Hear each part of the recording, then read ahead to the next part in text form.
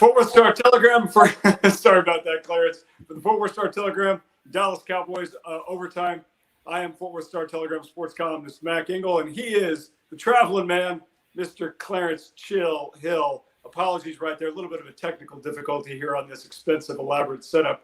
Clarence, it's good to see you again. You brought back from Minnesota yourself after what sounds like the travel day from hell to get up to Minneapolis, and maybe one of the most surprising wins that the Cowboys have had since Jason Garrett beat the Green Bay Packers on Thanksgiving Day 8,000 years ago, or when Clint Longley beat the Washington Redskins 78,000 years ago. Cooper Rush escorts the Dallas Cowboys to a shocking win on Sunday Night Football against I think they've already quit on the season, Minnesota Vikings. Clarence, what is your shock level that Cooper Rush, a guy who had never had an NFL start and had been routinely beaten out for the backup jobs, both on this team with the Giants, came in and led this team to a win? I mean, it was shocking. I mean, nobody expected it. The Cowboys say they expected it, but come on. It goes back. I'm glad you brought up Clint Longley, because these young Cowboy fans know nothing about Clint Longley. I put up a little poll on Twitter, which is the greatest out of nowhere performance by a quarterback making his first start for the Cowboys: Clint Longley, Jason Garrett, or certainly Cooper Rush. And most people said Jason Garrett on Thanksgiving. They know nothing about Clint Longley and that great performance they had on Thanksgiving Day, coming in for injured Roger Staubach and beating the Washington football team on Thanksgiving Day. They called it the power of the uncluttered mind. That's what it was called, the power of the uncluttered mind. Isn't that normally what you would say if somebody's stupid? Oh, my mind's uncluttered. I mean, you're dumb. And this is not the same thing, because the Cowboys felt that Cooper was prepared. He's been in this offense, but because we've never seen him before. And the thing about it is the Cowboys are doing a kind of revisionist history right now, because they're claiming this, at least the coaching staff, this massive love for Cooper Rush. But we all remember the Cooper Rush was on this team last year with all the history of the offense in connection with Jason Garrett and not Jason Garrett, but Kellen Moore and Dak Prescott. But yet, when it was time to start a game, they started Garrett Gilbert, who did not know the offense, who was only here for 2 weeks. And throughout the entire offseason, Garrett Gilbert was running first team while Dak Prescott was recovering from injury. Throughout training camp, Garrett Gilbert was running first team. Throughout the preseason, until Garrett Gilbert basically spit the bit. Yep. And they had to settle back for Cooper Rush. So this idea that this is the Cooper we expected it, come on, you didn't. Well, and the other thing, too, is Cooper Rush is a nice story. He was progressing, and then they drafted Mike White, and they really wanted Mike White to get him out for the job several years ago, and he couldn't do it. So now Mike White's on the street. Now he's starting for the Jets on Sunday in New York against the Bengals, and actually beats the Bengals. And then later that night, Cooper Rush steps in for Dak Prescott, whom the Cowboys decided wasn't ready to go because of that strained calf. No. Clarence, had that been a playoff game, had that been a game that the Cowboys needed, would Dak Prescott have played? Oh, there's no question about that. And the Cowboys admitted and they said as much. And if it was late in the season, Dak Prescott would have played, because at the point we are now with so many games left to play. They can be cautious. They can, quote unquote, sacrifice this game if necessary. And they played to win. They wanted to win. They thought they could win. But they understood that if they didn't win, it was the risk they was willing to take, so they could have Dak Prescott for the bulk of the season, so he wouldn't be, it wouldn't be a week in, week out, something that would linger. They'd rather dip this thing in the bud and get it out of the way and just, see what would happen with Cooper Rush. The Cowboys got the best of both worlds. They got the rest Dak, and they got a win with Cooper Rush, but again, was an out-of-nowhere performance. I mean, no one saw this coming. You watched the game, and the game could turn in so many different directions. They had a tip pick that, that the rule hit the ground. Then he gained confidence throughout the game and just started building confidence. They started taking shots down the field, things that the Vikings didn't do. Of course, Mike Zimmer and the Vikings helped the Cowboys out by being so conservative on offense. But give Cooper Rush credit. He made plays, and it was time to go back and make a game-winning drive. And he was like Dak Prescott. He was not flustered. He was confident. He was cool. He had the knowledge of knowing I got the best receivers on the planet on the outside. Let me get the ball to Amari Cooper. Let me get the ball to CeeDee Lamb, and let's make this thing happen. It was a great story to watch Cooper Rush's family celebrating Yes. the stands there. This is a guy obviously came out of college. I think it was Western Michigan. I confuse Western and Central Michigan sometimes. I think it's Central. It's Central. Thank you. It's a great story. But I think the big story here is, and you kind of buried the lead, Clarence Hill of the Fort Worth Star-Telegram is reporting the Dallas Cowboys have a quarterback controversy between Dak Prescott and Cooper Rush. I'm kidding, obviously. But, Clarence, they've got Denver on Sunday at home at AT&T Stadium at noon. Denver's not exactly lighting the world on fire. The Broncos are 4-4 with Teddy Bridgewater as their starting quarterback. It's a pretty average run-of-the-mill team. They got away with one on Sunday at Minnesota. Is there any chance they're going to push the envelope again and say, you know what? Let's give Dak one more week and see if we can do this thing with Cooper Rush as the starter. No, you could do that, especially since Minnesota's basically given up. They just gave away their best player. Von Miller, they traded him to the Los Angeles Rams. So they could do that, but they're not. Dak is not going to let them sit him another week. Jerry Jones has already come out on record and said that there's no reason why Dak won't play this week. Mike McCarthy said Dak's going to be a full-going practice on Thursday with the plan for him to play, obviously barring, some unforeseen setback. So it's going to be Dak full go this week. You got what you wanted to get and the best you can get out of Cooper Rush last week, and now it's back to Dak. And again, you got 3 weeks from this injury, going back from when he got hurt the last play of the game against the Patriots. And, had the full bye week. You had all last week. You have all this week to rehab and get this thing ready before he plays again on Sunday. So they feel good about Dak being ready to go and being good to go. He was healthy enough to play last week. They decided to err on the side of caution. They didn't have to sit him. They decided they wanted to sit him and err on the side of caution. So he will be ready for this week and for the weeks to come. Look for Dak Prescott to start Sunday against the Denver Broncos. Okay, you mentioned it a second ago about the Dallas Cowboys wide receivers. We talked about these guys a lot before the start of the regular season because these are high draft picks. The Cowboys gave up a first-round pick to get Amari Cooper from the Raiders a couple of seasons ago. He's battled through stuff. He's played, and when he's been right, he's very, very good, and he's been worth the first-round pick. And then the other one, of course, is the Oklahoma star CeeDee Lamb, who, while he apparently continues to commit NFL fashion protocol violations repeatedly to the tune of tens of thousands of dollars worth of fines, he has been every bit as good as Amari Cooper. And now, apparently, these two kids are fighting over who gets to catch touchdown passes. Clarence, you've covered the Cowboys for a long time. You saw one of the best receiving tandems in their history in Alvin Harper and the great Michael Irvin. Hang on. Are we in an area now we can talk about this too? Now, granted, the league is different. The offenses are different. This is more passing oriented. The league now has a whole bunch of rules that favor the receiver against the defensive back. Take those things into account. I am leaning towards, because I'm not sure.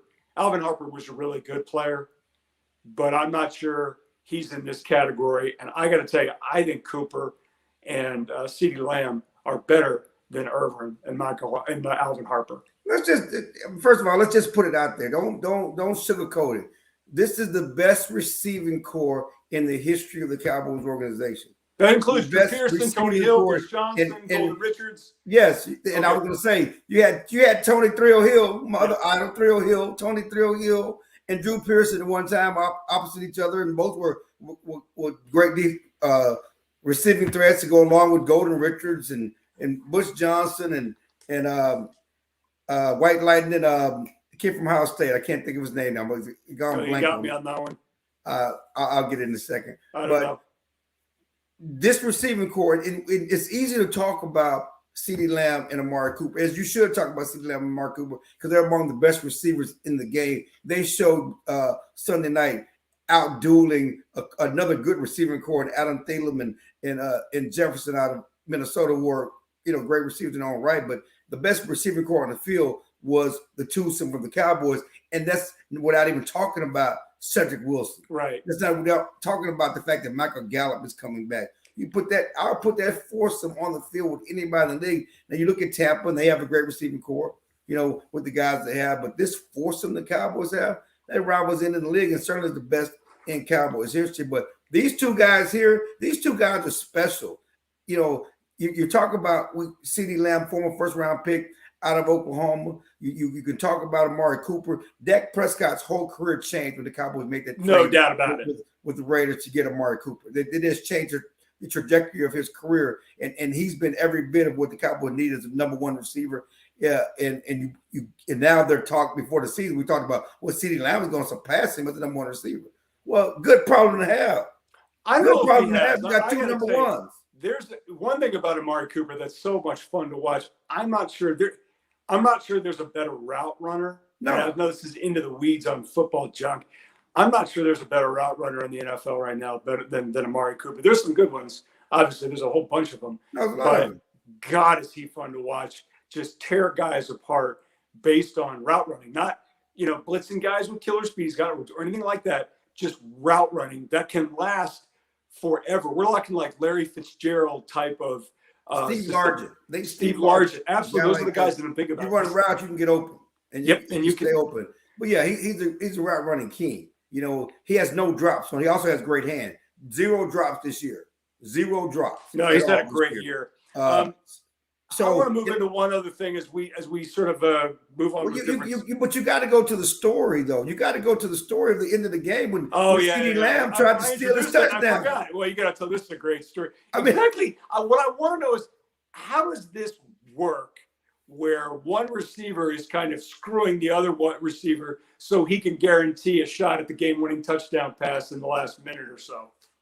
It works that way all the time. Michael Irvin did it to Alvin Harper all the time. What are you talking about? This happens all the time. But usually there's a delineation between who's the number one and who's the number two. Okay, so you're going to always defer to the number one. So Michael Irvin always switched sides with Alvin Harper, and it's funny because the Troy Aikman and the Cowboys will tell you on that great play against Tampa, against the 49ers. Yeah, Michael Irvin switched sides with Alvin Harper.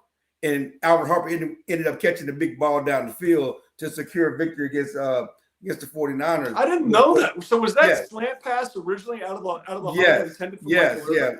Yeah, because he was supposed to go to the other side, and Michael Irvin switched sides, thinking he's going to get the ball, and Troy threw it to Harper. But in this game, you're talking about a situation where CeeDee Lamb was hurt.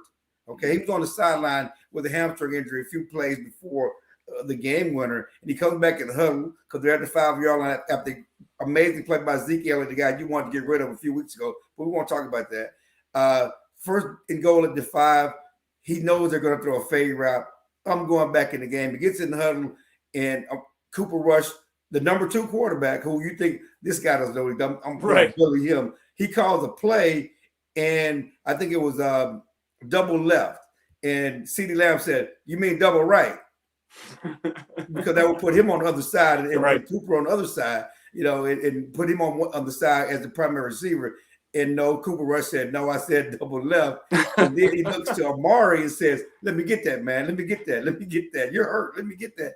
And Amari says, "Hell no. I'll get this ball." And, it is funny because it just so happened we're at the post-game press conference and we're talking about the game and everything else. And Amari he's talking about his injury. And then he says, "I got a funny story I want to tell you guys." And he just starts toward the end of the press conference. "I got a funny story I want to tell you." Just go to this spiel about how CeeDee Lamb tried to steal his touchdown. He said, "He tried to steal my touchdown." And you can see videos of it now. And it was just funny. It was a great story. And again, Amari Cooper's been telling great stories on CeeDee Lamb all season because he's also the one who broke the news about CeeDee Lamb getting fined every week by the NFL for various violations of the dress code. He said, "Do you like money?" Young fella, do you like money? You keep giving your money away to the NFL. It's hearing these kinds of stories. They always come out when you've got a great season at hand. And the Cowboys are 6-1. And as I look at their future schedule, they have 3 remaining opponents, 3 against teams that have currently winning records. Vegas is 5-2. The Saints are 5-2, but they've lost their starting quarterback, Jameis Winston, to a season-ending knee injury in their recent win against Tampa Bay. And then Arizona is 7-1, and they're going to be without defensive end J.J. Watt, who is likely expected to miss the rest of the regular season with a shoulder injury. Clarence, there's a chance Tyron Smith may be potentially missing some time. That's and then this is in news in regards to guys coming back. Neville Gallimore, Michael Gallup, and some others. Tank Lawrence is scheduled to come back at some point. Do you see anything, though, barring catastrophic injury, that is going to stop the Cowboys from continuing on what has been one of those special seasons that just sort of organically happened? And quite frankly, we have been waiting around here for a long time to enjoy. Yeah, and of course, because it's been so long, everybody's been waiting for the other shoe to drop. Okay, Cowboys going to lose here. It's going to happen. I did want to reset something. If I misspoke, it was Amari Cooper who was hurt toward the end of the game, not CeeDee Lamb, against the Vikings. But we've been waiting for the other shoe to drop. But again, this is one of those special seasons. And I would say it's special because this is not a season that everything has gone right. I mean, you go back from the beginning when Dak Prescott's hurt in training camp. And then you start to open the season. You don't have Zach Martin for the season open. Then you lose your DeMarcus Lawrence and guys, your Randy Gregory, and you have to play your linebacker at defensive end, and you got Leo Collins out for 5 games. Yeah. So it's not like everything is going great for the Cowboys, right. Yet they have continued to manage and overcome. That's why it's special. Because even now, they still got injury issues and nagging things. You talk about Tyron Smith and, Diggs is dealing with an ankle injury. Amari Cooper's had broken ribs and a hamstring injury. Things have not been smooth. It's not been easy. Of course, we already talked about Dak Prescott being out and missing a game. Yet the Cowboys have continued to overcome. That's why this has a chance to be a special season. That's why you have a chance to say, yeah, the Cowboys, have the makings of something special. They can keep this going, especially when you look at also, you brought about the schedule and how it's kind of laying out for the Cowboys. The Kansas City is not what we thought they were. And some of the other teams are missing guys, and these tough opponents are not who we thought they were to a certain extent. So it's laying out perfectly for the Cowboys to make a run. And nothing's guaranteed. It's still a long season to go. It's a 17-game season, not a 16-game season. A lot of games left to play. Anything can happen. Injuries certainly could pop up like they are with other teams. Jameis Winston, again, who, the Saints, are losing their quarterback after Drew Brees retiring and everything else. So anything could happen, but based on what we know now, based on what we see now, the Cowboys are going to be in it to the end, and they have every right to compete for home field advantage throughout the playoffs because that's what's going to matter most now. Absolutely, and the scariest part about this is I look at the top of the NFC standings. It's not Arizona. It's not the Rams. It's not the Bucks. Who's at the top? Their killer nemesis, Aaron Rodgers and the Green Bay Packers. And if you're an NFL fan and a fan of NFL history, it's great to see Dallas and Green Bay, two teams that are sort of original 6 franchises, so to speak. But Aaron Rodgers has historically just had this team's number. And I'm just sort of has that in the back of my mind. Oh, God, is he going to do it to him again? How about this cruel twist before we move on? Say the Cowboys get to the Super Bowl. Say they play the Buffalo Bills. Say the Bills get exact revenge from those 90s losses. Could happen. I mean, it's not like when we look at the top NFL teams, and I mentioned the NFC teams, I didn't mention Buffalo or Cincinnati. Cincinnati's got a good team, but I can't really say that they scare me. Buffalo should be the favorite. No doubt about it. But especially their home field advantage, and that would be cruel irony for them to get there and then lose to Buffalo. Hey, look, if they get to an NFC title game, parade. We haven't seen one of those in 1,000 years. So if they get to an NFC title game and they lose, it'll stink. But they got there is the win. And if they lose to Aaron Rodgers again, that'll be a killer. All right, let's move on to our predictions and fantasy football advice for this Sunday's game against Denver. Again, it's at noon at AT&T Stadium. The Broncos are 4-4. Pretty average team. If you're looking at their offense, Teddy Bridgewater's an ish quarterback. Melvin Gordon's had a decent season. And former SMU great Cortland Sutton leads them in receiving. Clarence, the Cowboys, I cannot believe this, are a 10-point favorite. You mentioned it. They're killers against the spread. They're undefeated against the spread. I'm picking the Cowboys to cover 10 points because Dak Prescott will play. Good, sir. Prediction time. It's funny because, Vegas is always right, okay? Damn right. And in the last week, I'm saying Dak's going to play, Vegas makes a line move, okay? At the end of last week, somebody told Vegas Dak wasn't going to play. So it went from the Cowboys being a favorite to Cowboys being an underdog. It flipped by 5 points. It went from right. It flipped by 5 points on Friday, a Thursday night, yeah. Friday. After Dak has this great practice on Thursday, and tells he's fine. Okay, and the number flipped. Of course, Vegas ended up being wrong because Cooper Rush came to the rescue, and the Cowboys did it again. Yep. Regarding that, and so you have to think that they can cover because this Denver team is bad. This Denver team is giving up. Again, they let their best pass rush, their best defensive player. They traded him away to the Los Angeles Rams. I don't know how they stop the Cowboys at all, especially if Dak Prescott plays. I look for a big game from the running game. Look, Zeke Elliott in the running game have a big game from a fantasy football standpoint, from a betting standpoint.